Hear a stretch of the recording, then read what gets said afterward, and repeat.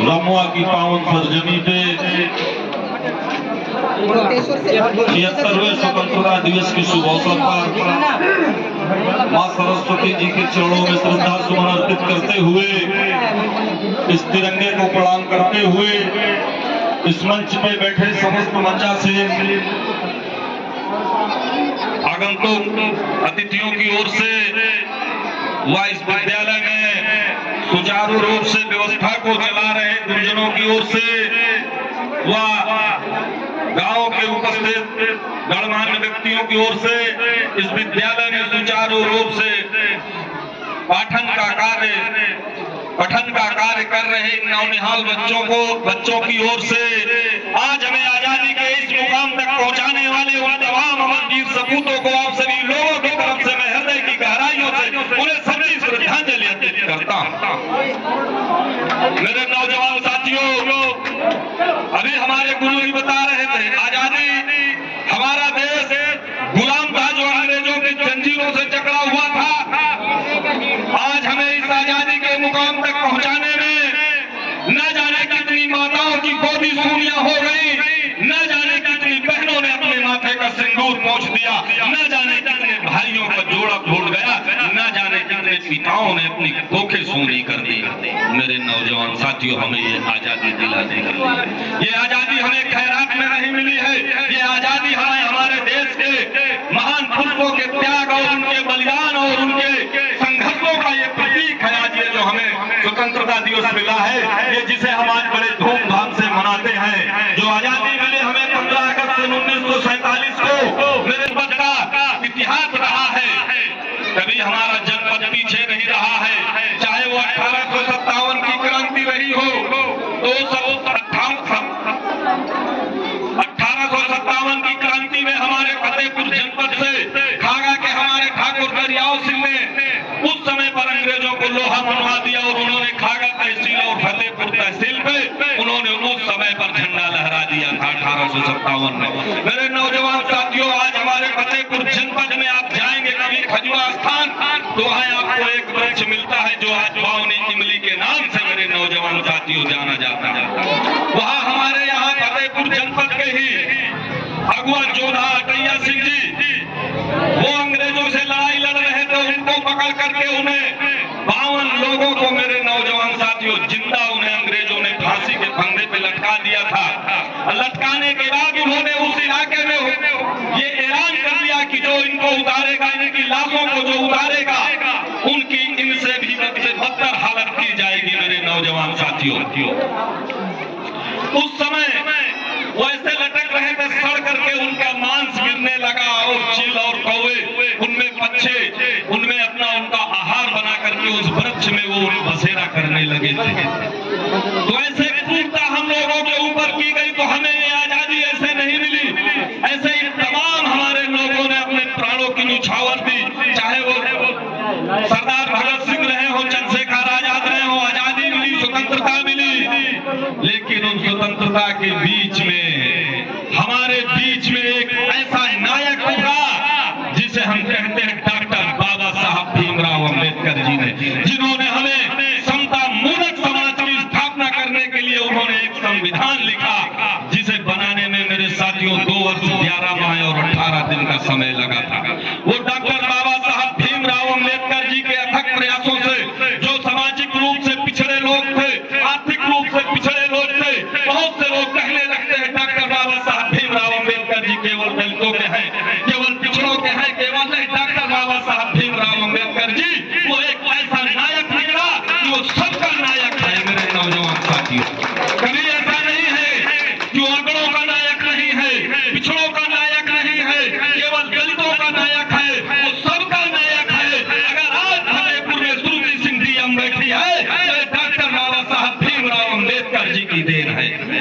क्योंकि जो पहली व्यवस्था चलती थी उनमें महिलाओं को शिक्षा लेने का अधिकार नहीं था, उन्हें इतने बंदिशों में रखा गया था, इतना हमारे देश की बहनों को बंदिशों में रखा गया था। तो जब आजादी मिली तो डॉक्टर बाबा साहब भीमराव अंबेडकर जी ने एक ऐसे समतामूलक समाज की स्थापना के लिए उन्होंने सपना देखा और उसके लिए उन्होंने संविधान बनाया, और उस संविधान में सबको आर्टिकल मिले और सबको अधिकार मिले हैं। मेरे नौजवान साथी, जो आज हमें गुरुजी बता रहे थे शिक्षा, हाँ शिक्षा जीवन में सबसे बड़ा महत्वपूर्ण कहना है। कहा गया है बिना पढ़े नर पशु कहावे, हमारे बुजुर्गों ने कहा शिक्षा वो एक ऐसी चाबी है जो समाज के सर्व विकास के सारे दरवाजे खुल जाते हैं। तो हमें शिक्षा पे विशेष ध्यान देना होगा और मैं इस विद्यालय में सुचारू रूप से पाठन का कार्य करा रहे गुरुजनों से, अभी गुरुजी ने कहा शिक्षा जरूरी है, लेकिन शिक्षा के साथ साथ संस्कारिक शिक्षा होना बहुत जरूरी है, क्योंकि और इसके लिए केवल हमारे यहाँ के विद्यालय के प्रबंध तंत्र या विद्यालय का स्टाफ ही अकेले नहीं कर सकता है। जैसे कहा जाता है ये एक हाथ है, इस एक हाथ से आप ताली बजा दीजिएगा, तो मेरे मित्रों ताली बजाने के लिए हमें दो हाथों की जरूरत होती है। वैसे ही यदि बच्चे को अच्छा संस्कारिक और अच्छी शिक्षा देना है तो उसमें साथियों केवल गुरुजन ही नहीं बल्कि गार्जियनों को गुरु के इतना मेहनत करना होगा, तब जाकर के कहीं ताली बढ़ेगी, तब जाकर के आपका बच्चा अच्छी तालीम पाएगा और अच्छी शिक्षा पाएगा और एक संस्कारिक शिक्षा पाएगा। जब संस्कारिक शिक्षा पाएगा, कहा जाता है ये बच्चे छोटे छोटे जैसे कुम्हार है, मिट्टी लाता है, उसे कूटता है, बनाता है, कूट करके फिर उसे बना करके बर्तन चाक से उसे धूप में सुखाता है, सुखाने के बाद में फिर उसे ले जाकर के उसे आग में पकाता है, तब पक करके वो बर्तन तैयार होता है। हम उसमें पानी भर करके पीते हैं तो अपने आप को बड़ी आत्मा तृप्त होती है कि बड़ा ठंडा पानी मिला है, बड़ा स्वादिष्ट पानी है। लेकिन अब आज तो जमाना बदल गया है, तो लोग सिर्फ फ्रिज का पानी पीना चाह रहे हैं। तो फ्रिज का पानी पीना छोड़ दीजिएगा, आप अपने पूरा उस मटके की ओर देखिएगा कि जैसे वो मटका कुम्हार बनाता है तो वो करके वैसे ये बच्चों का जीवन है, ये भी कोरे कागज है, इन पे हम जिस तरीके से लिखेंगे इनके जीवन में वही असर पड़ेगा। बच्चों में कहते हैं कैचिंग पावर बहुत ज्यादा होती है, जो ये देखेंगे वो ये करेंगे, जो इन्हें आप सिखाएंगे वो ये सीखेंगे। अभी आपसे मैं बता दूं, इस मंच के माध्यम से भी मेरा बेटा भी 4.5 साल का है।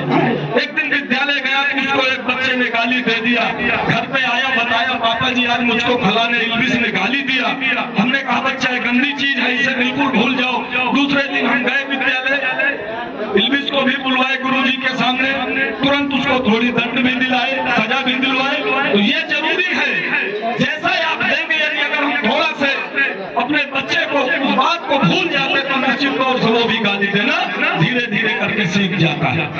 तो निश्चित तौर से इसके लिए केवल विद्यालय के हमारे गुरुजी ही नहीं बल्कि हमारे सभी अभिभावक जब सहयोग करेंगे तो मैं अपने अभिभावकों से जरूर निवेदन करूंगा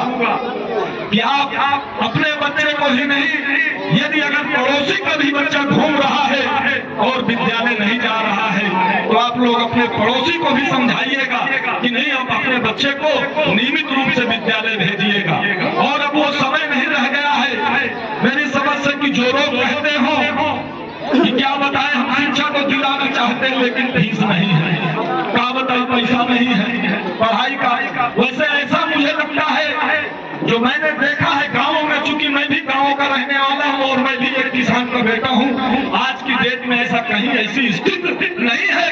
व्यक्ति खुद ने स्थिति बनाए है, शाम के उसको एक पौवा पीने के लिए हट जाती है और दिन में 20-50 रुपए के नशीले पदार्थ खाने के लिए पैसे जुट जाते हैं, लेकिन बच्चों का भविष्य संवारने के लिए ये एक बहाना बना देते हैं कि क्या बताइए हमारे पास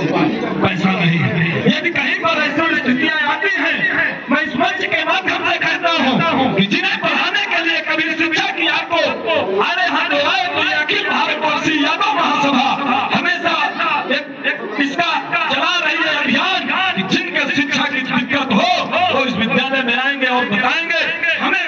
आप कुंवर साहब से बताना है और ये हमें अवगत कराएंगे। हम आकर के उस विद्यालय के हम इस प्रबंधक यहाँ के प्रबंध कमेटी को हम आकर के अपने पास से उसको फीस दे जाएंगे, लेकिन बशर्ते आप अपने बच्चे को नियमित विद्यालय भेजिएगा, अपने बच्चे को आप समय से विद्यालय भेजिएगा, कपड़े धुल के भेजिएगा, उसको टिफिन लगा के भेजिएगा और उसके फीस की व्यवस्था ये अखिल भारतवर्षीय यादव महासभा ये मंच के माध्यम से मैं इस बात को कह के जा रहा हूँ, आप हमें बताइएगा, हम आकर के यहाँ पर सारी व्यवस्था हम करेंगे, क्योंकि हम चाहते हैं कि एक समता मूलक समाज एक बनना है,